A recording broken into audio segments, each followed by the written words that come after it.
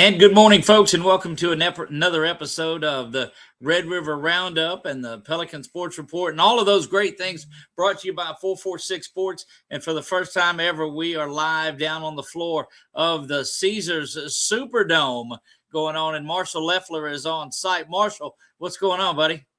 Good morning, man. We had a great first day out here yesterday, 3 games, and Iowa and North DeSoto are set to tip off less than an hour from now, just about 45 minutes on the game clock. And the crowd, I mean, I had to park I got here when the media did at 10:30. I had to park all the way up top. It's going to be huge crowds today.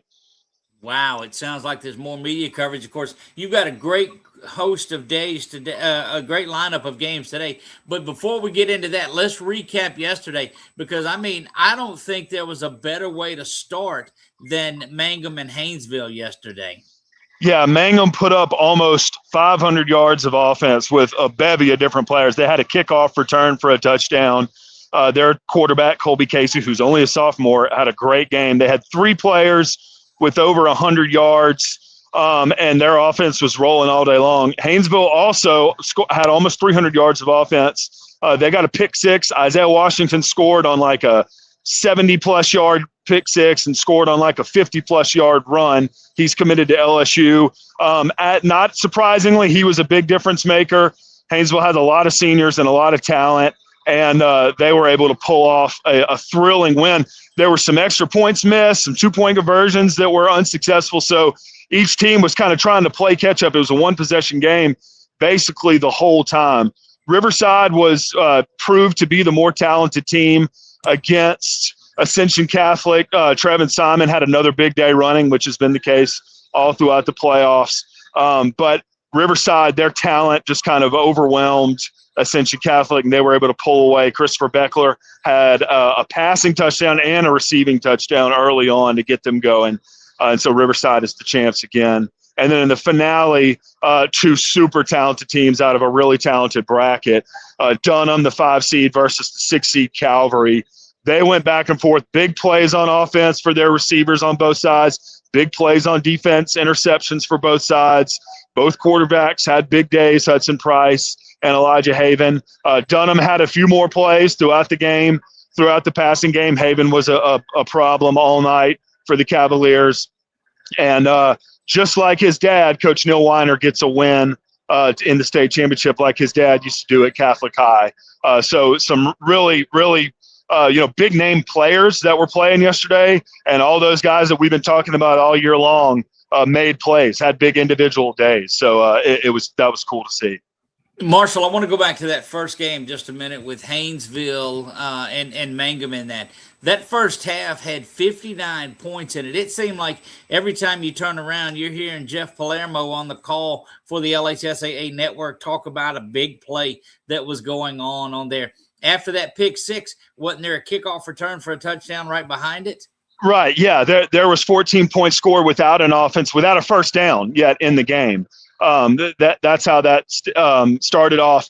And Mangum just had so many skill players on offense, including their quarterback, like I mentioned, that they could give the ball to and get around the outside. Roberson, Mitchell, Bell, Casey, like I mentioned, on and on. They just kept hitting Haynesville with different offensive skill players. And it, like I said, it took a pick six. It took special teams for Haynesville to keep that game in control, because they never had it, in the bag. And it came to a 4th and goal on a fade route right over here that was in and out of the hands of Ty Wiltshire for Mangum. So they were one play away from completely turning the script in that game. It was an absolute battle between 2 teams that don't play each other that often, but are a huge part of that I-20 football history. Look, no doubt about it. And speaking of history, isn't that title number 18 for the Golden Tours? Number 18, Coach David Franklin, first one that he won in over 10 years. His dad won several, I think 11 state championships in 35 years at Haynesville. He passed away in March. So did his wife. So Coach Franklin lost both his parents this year, and was asked about that in the press conference. And that was a really neat moment to see him get to share that with his Haynesville family, because you know that his parents were watching from on high.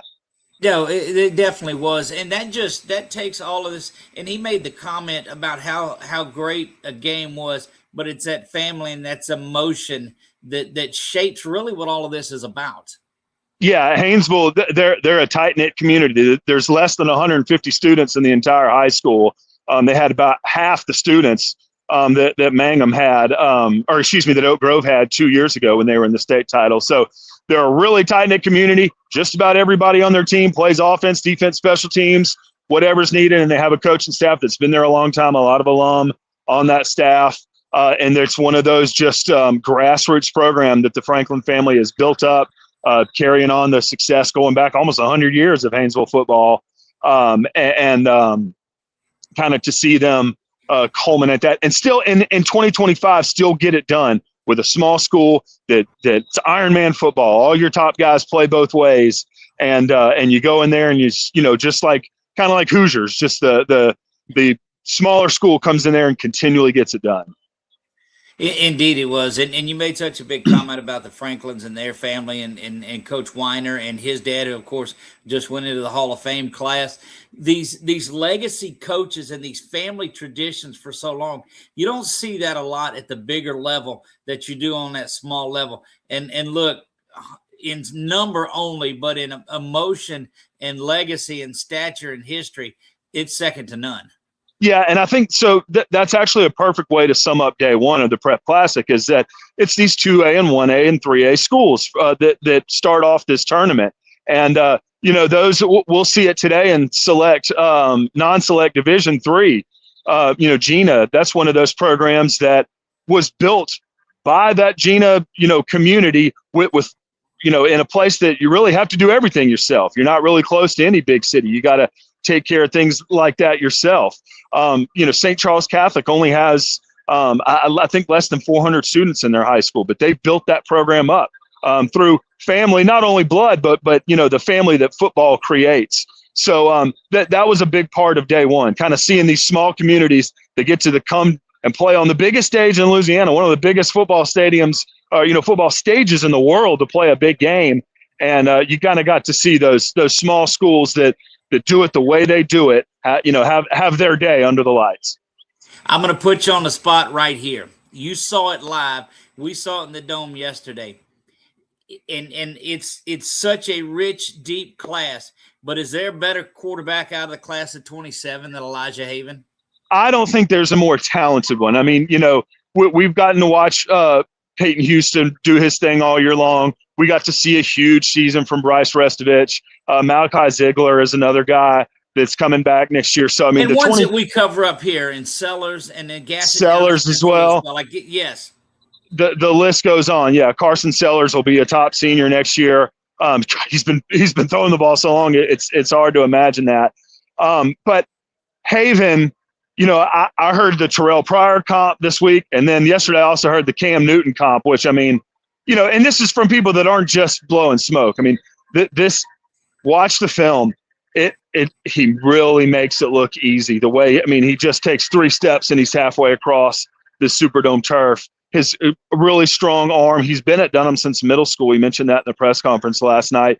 So him being a part of that program with Coach Weiner for so long and knowing how to attack each game, he can just be in control with his arm and his legs. So will he have the greatest 2027? Who knows? What will happen to all these guys after they finish their high school career?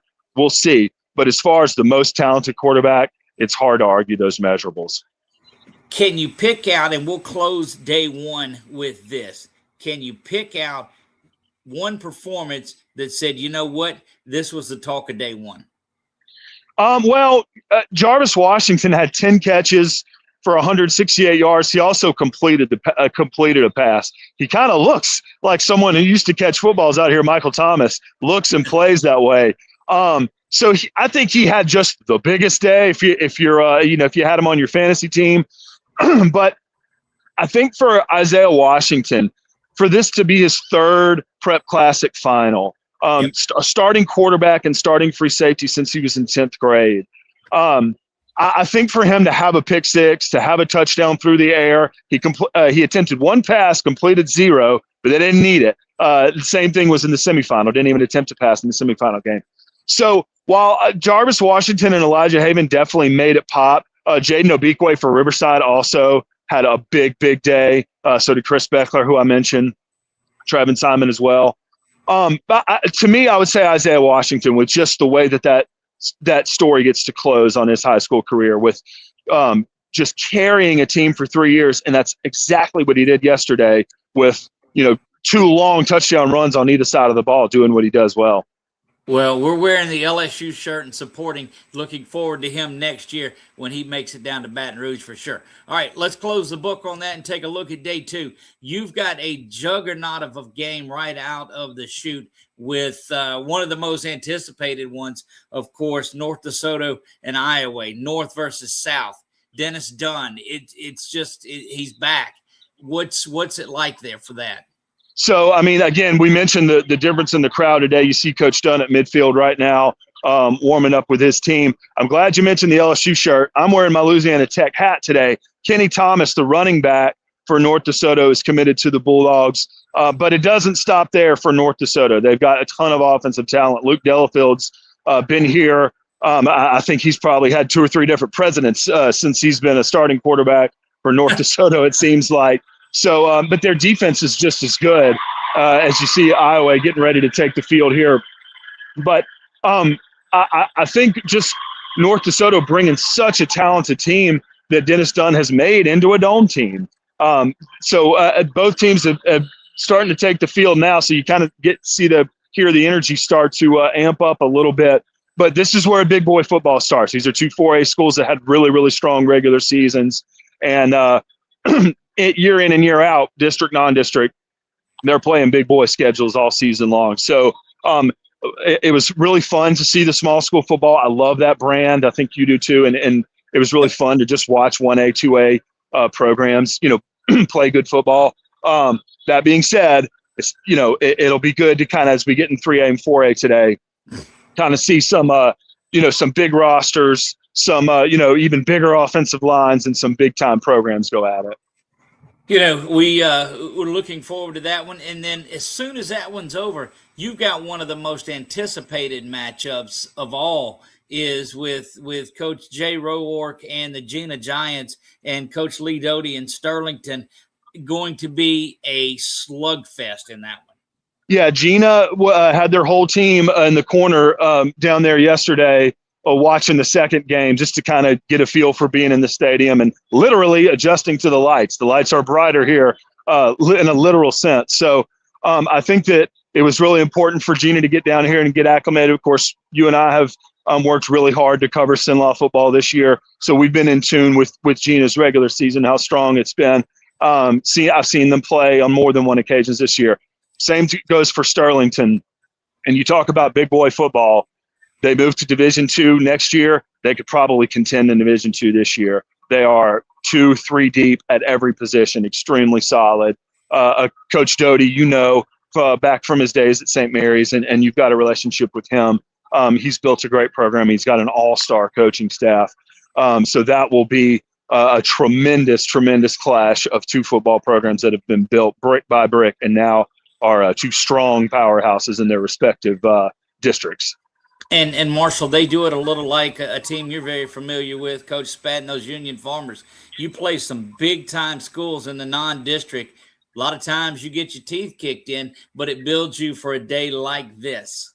And look, there will be some teeth kicked in today between Sterlington and Gina. It will have some elements of a hockey game. So I think that can fully be expected. And, this is what they've been preparing for. This is what Coach, obviously Sterlington's been here. They're the defending champs. But, if you really got to talking to Coach Roark, this was his intentions. This is what he was planning to do. Now, did it take over 10 years to get to the Superdome? It did. But I don't think he'd take it any other way.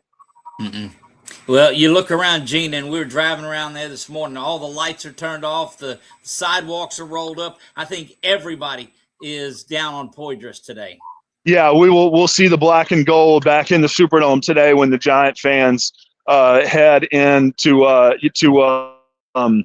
play. And as the 1 seed, they'll be the home team, so they probably will bring out those black jerseys, if I'm not mistaken. So, it'll be great. And again, being close to the community, being in, part of Rapids Parish like we are, for him. And in a bad way. I don't say this in a bad way at all. The Gina community is very happy to be here. Now, do they want to win today? Of course.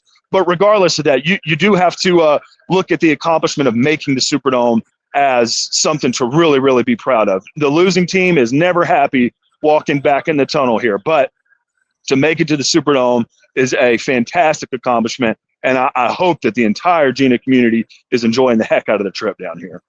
Look, it's something special. And then, of course, the nightcap is the Comets and Archbishop Shaw that'll do battle in Division II Select.